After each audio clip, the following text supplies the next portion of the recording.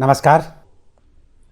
ये वैश्विक महामारी है और वैश्विक महामारी के बारे में एक तथ्य वो सिद्ध हो चुका है कि जब तक सब सुरक्षित नहीं हैं, कोई भी सुरक्षित नहीं है।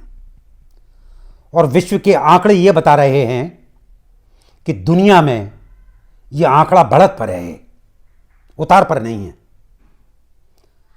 4 करोड़ से ज़्यादा आंकड़ा छू गया है 2 दिन पहले।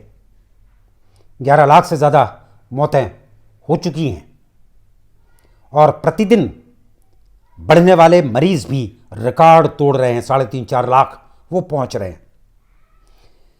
इस बीच अगर कोई भी देश अगर निश्चिंतता पैदा करता है तो वो बहुत ज़्यादा समझदारी की बात नहीं है। अलबत्ता ये बात सही है कि हमारे देश में 1 महीने से कुछ फैलाव जिस गंभीर स्थिति में हो रहा था वो थोड़ा कम हुआ है, थोड़ा सा कम हुआ है। अलबत्ता वो 9 महीने बाद हुआ है, बल्कि 8 महीने कहें उसको। खुद स्वास्थ्य मंत्री ने 2 रोज पहले इसका जिक्र कर दिया कि देश में कोरोना का प्रकोप कम हो रहा है। इससे क्या संदेश जाएगा, इससे जो भी नागरिक हैं उन नागरिकों के व्यवहार में क्या फ़र्क पड़ेगा, ये गौरतलब है। बहरहाल ये बात सही है कि जो आंकड़े बढ़ रहे थे, जिस रफ्तार से बढ़ रहे थे, वो कम रफ्तार से बढ़ रहे हैं। अब इस स्थिति में हमें गौर कर लेना चाहिए कि पूरी दुनिया में हमारी स्थिति क्या है। नंबर 1, हम गुजरे हुए 8-9 महीनों में पहली लहर भी पूरी नहीं कर पाए। बहुत कम देश हैं ऐसे जिनमें कि कोरोना का प्रकोप बढ़ा हो, बढ़ते बढ़ते ऊपर गया हो और नीचे ना आया हो। ख़ास तौर पर यूरोप के उन देशों का जिक्र हम कर सकते हैं जो 4-5 महीने पहले बहुत ही बुरी स्थिति में आ गए थे और उन्होंने बहुत ही कहें गंभीरता से उपाय किए और उन्होंने उसको काबू करके वो नीचे लाए। लेकिन पता चला कि नीचे आने के बाद जो कोताहियाँ हुई, उन कोताहियों के बाद लगभग हर उस देश में वो दूसरी लहर चालू हो गई। और बड़ी ख़ास बात कि पहली लहर से ऊंची जा रही है और ये दूसरी लहर जो ऊंची जा रही है, ये किस तरह का हाहाकार वहाँ मचा रही है। वो लहर, कोरोना की लहर, हमें भी गौर करना चाहिए इस पर। हमें गौर इसलिए भी करना चाहिए कि हम 138 करोड़ आबादी के देश हैं और हमने जो देर लगा दी इसको काबू में कर पाने में, वो देर का असर ये हुआ है कि हम 1 लाख मरीज प्रतिदिन का आंकड़ा छू आए 1 महीने पहले। अब अगर दूसरी लहर आई, मुश्किल में फंस जाएंगे। बहुत मतलब जिस तरह से हमने परेशानी उठाई है, जिस तरह से हमने तबाहियाँ आर्थिक क्षेत्र में हो और दूसरे क्षेत्र में हो, जिस तरह की तबाहियाँ झेल ली हैं, अब हम झेलने की हालत में है नहीं। जाहिर है कि दूसरे उन देशों से अनुभव लेकर कि उन्होंने पहली लहर को काबू करने में जो जो किया था वो हम भी करें।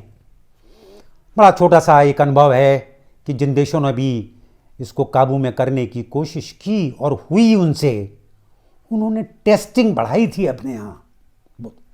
बाकी और उपाय जो किए थे वो तो थे ही, जो भी एक WHO के जो अपने सुझाव हैं वो तो उन्होंने सब किए ही थे। लेकिन उनमें जो गौरतलब बात थी वो कि टेस्टिंग बढ़ाई थी।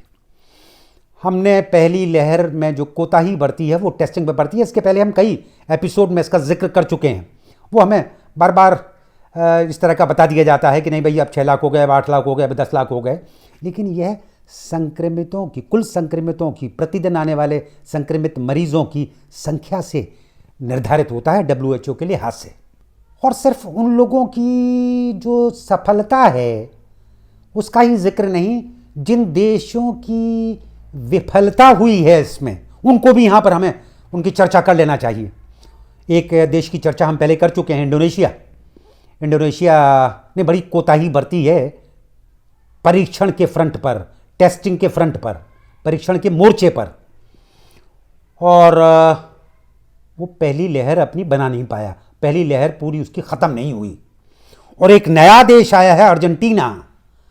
अर्जेंटीना भी लगातार बढ़त पर है, प्रतिदिन बढ़ने वाले मरीजों की संख्या के मामले में, जिस तरह कि हम 7-8 महीने लगातार रहे हैं। और बड़ा गौर, हमारी जो रिसर्च टीम है उसने जो गौर किया है कि भाई क्या चीज़ कॉमन है, क्या चीज़ एक सी है भारत में, अर्जेंटीना में या इंडोनेशिया में। जो भी नाकाम देश एक तरह से साबित किए जाएंगे पूरी दुनिया के सामने। इन तीनों देशों की एक समानता है कि तीनों ही देशों में दूसरी लहर अभी शुरू नहीं हुई। उन दो देशों में तो खैर पहली लहर ख़त्म ही नहीं हुई। और जो दूसरी बड़ी समानता है, अगर हमें चर्चा करना हो, अगर सबक लेना हो, अगर अनुभव लेना हो, तो तीनों ही देशों में टेस्टिंग का आंकड़ा कम है, आश्चर्यजनक रूप से कम है। यूरोप के वे देश जो अपने टेस्टिंग के बल पर और दूसरे उपायों के साथ जो काबू में कर पाए, तो उनका आंकड़ा 30-35-40% अपनी आबादी का उन्होंने टेस्टिंग की, और हम अभी 7-8 के बीच में ही हैं। और ये दो देश अर्जेंटीना और इंडोनेशिया, इन देशों में कुछ कम है हमसे, और आज अगर वो उस हालत में है तो उस हालत की वजह ये मानी जा सकती है टेस्टिंग। यहाँ पर हम एक और बात पर गौर करा दें कि अगर हम शुरू के जो 20 देश हैं उनको देखें, जो बदहाल देश हैं, सबसे बदहाल देश हैं, तो इन 3 देशों में ही टेस्टिंग का आंकड़ा कम है। एक बांग्लादेश जरूर आता है, लेकिन बांग्लादेश ने बहुत पहले ही काबू कर लिया, और वो टेस्टिंग के बल पर ही काबू माना जाना चाहिए, बहुत जल्दी कर लिया उसने। उसके बाद उसको ज़रूरत नहीं पड़ी। जब वो काबू में ही हालात आ गए, जाहिर है कि उनका भी कम है, लेकिन अलग इस तरह से है कि उन्होंने बहुत पहले इसको काबू में कर लिया, और दूसरे उपाय भी उन्होंने बहुत ज़्यादा अपनाए। बहरहाल यहाँ पर फोकस जो बात का है वो हम यही करना चाहते हैं कि अगर दूसरी लहर का जोखिम हमारे सामने हो और 1 लाख का आंकड़ा हम छू कर आए हों पहली लहर में, और दूसरी लहर में वो 1-1.5 लाख तक पहुंचने का अंदेशा वो हमारे सामने खड़ा हो दूसरे देशों के अनुभव के आधार पर, तो इसके अलावा हमारे पास और कोई चारा है नहीं। जितने चारे थे, जितने विकल्प थे, जितने उपाय थे, वो सारे हमने करके देख लिए, जो भी आधे अधूरे रहे हो, कैसे भी रहे हो, लेकिन हमने ताकत लगाई है उनमें, और उसका असर हमने उतना ज़्यादा नहीं देखा, और इसीलिए हम नंबर 2 पर आज हैं। और न सिर्फ नंबर 2 पर हैं, जैसी स्थिति है कि आज की जो स्थिति है उस लिहाज से भी बढ़ते हैं अगर, तो अमेरिका, जिससे कि वो जो नंबर 1 पर है, हमें नंबर 1 पर आने में देर नहीं है अब, अगर हमने उसको बहुत ज़्यादा काबू में नहीं रखा। और बहुत ही मुश्किल हालत होगी, और हमारी छवि भी पूरी दुनिया में वो कोई, उसको हम बचा नहीं पाएंगे। अर्थव्यवस्था की जो स्थिति है सो तो है ही। खैर, पूरी बात का लब्बो लुआब यही है कि हमें दूसरी लहर की तैयारी पर लग जाना चाहिए, और अभी लग जाएंगे, ये बड़ी समझदारी का काम होगा। धन्यवाद।